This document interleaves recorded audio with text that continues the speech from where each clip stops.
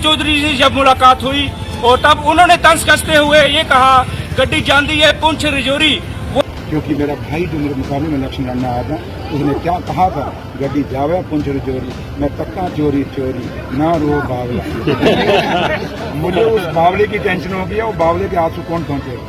आपको बता दूं उमर अब्दुल्ला जी भी जो कि हमारे पूर्व मुख्यमंत्री रह चुके हैं जम्मू कश्मीर के, वो भी यहाँ पर आए हुए थे और वो नेशनल कॉन्फ्रेंस के सपोर्ट में आए थे, विजयपुर विधानसभा के लिए आए थे और राजेश बंगोत्रा जी के सपोर्ट के लिए आए हुए थे। और उन्होंने कैसे तंज कसा है भारतीय जनता पार्टी के अध्यक्ष रविंदर रैना के ऊपर। चौधरी सुरिंदर साहब नौशेरा से इलेक्शन लड़ते हैं। फिलहाल मीडिया ने इनकी तरफ ज्यादा तवज्जो दी नहीं, लेकिन 8 अक्टूबर के बाद देखना कितनी तवज्जो इनको मिलती है, क्योंकि इस इलेक्शन में इन्होंने बीजेपी के सदर रविंदर रैना साहब को हराया हुआ है। ये देखें आप। तो जो जिस बीजेपी को नेशनल कॉन्फ्रेंस को मुकाबला और नेशनल कॉन्फ्रेंस के खिलाफ बात करने में वो कोई कसर बाकी, ये है ना शब्द।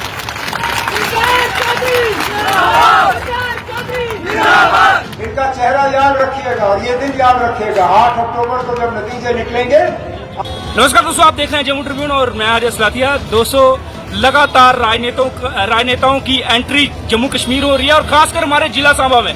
जिला सांबा के अंदर आपने देखा नितिन गडकरी जी भारतीय जनता पार्टी से पहुंचे थे। हमारे योगी जी जो यूपी के मुख्यमंत्री हैं वो भी रामगढ़ विधानसभा में पहुंचे थे, जिला सांबा के अंदर पहुंचे हुए थे। और आपने देखा राहुल गांधी जी भी हमारे जिला सांबा के अंदर आ रहे थे, लेकिन किसी कारणवश वो नहीं, मौसम खराब होने के कारण वो नहीं पहुंच पाए।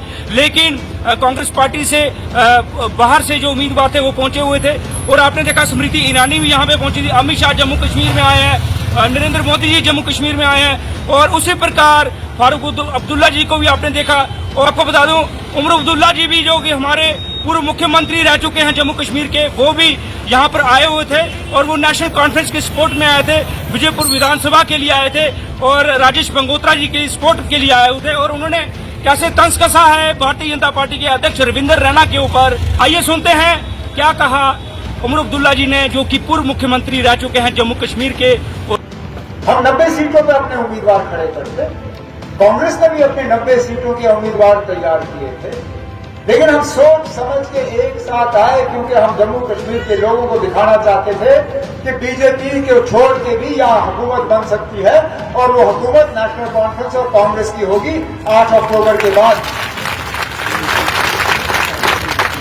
यहाँ स्टेज पे एक शख्स बैठे हैं, अभी उनकी ज्यादा चर्चा यहाँ हुई नहीं, नाम उनके चौधरी सुरिंदर साहब हैं, नौशेरा से इलेक्शन लड़ते हैं।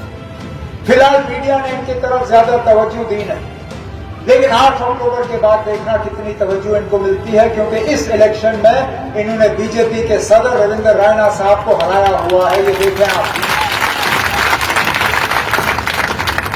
तो जो जिस बीजेपी को नेशनल कॉन्फ्रेंस को मुकाबला और नेशनल कॉन्फ्रेंस के खिलाफ बात करने में वो कोई कसर बाकी, ये है ना शब्द।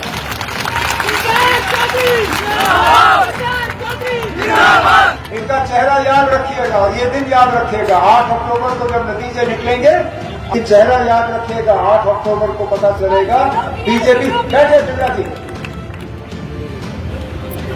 जो बीजेपी थकती नहीं है नेशनल कॉन्फ्रेंस और कांग्रेस को निशाना बनाने में, वो अपने सदर को बचा नहीं पाए तो हमारा क्या बिगाड़ेंगे वो। तो मेहरबानी करिएगा, यहाँ पे विजयपुर से आपने सिर्फ एक ही उम्मीदवार को कामयाब करना है, वो नेशनल कॉन्फ्रेंस कांग्रेस के मुश्तरका उम्मीदवार, हमारे अलायंस के उम्मीदवार जनाब राजेश बंगोत्रा साहब भी मेरे साथ काम कर रहे हैं। ये आपकी नुमाइंदगी करेंगे, ये आपके लिए मेहनत करेंगे, ये आपके मुतालबे हल करेंगे और ये तय करेंगे कि हमने जो मंशूर में आपके साथ वादे किए हैं, आपके रोजमर्रा के मुतालबों को और मुश्किलातों को कम करने के लिए, इनकी पूरी मेहनत पहले दिन से होगी। आपने सिर्फ एक दिन मेहनत करनी है।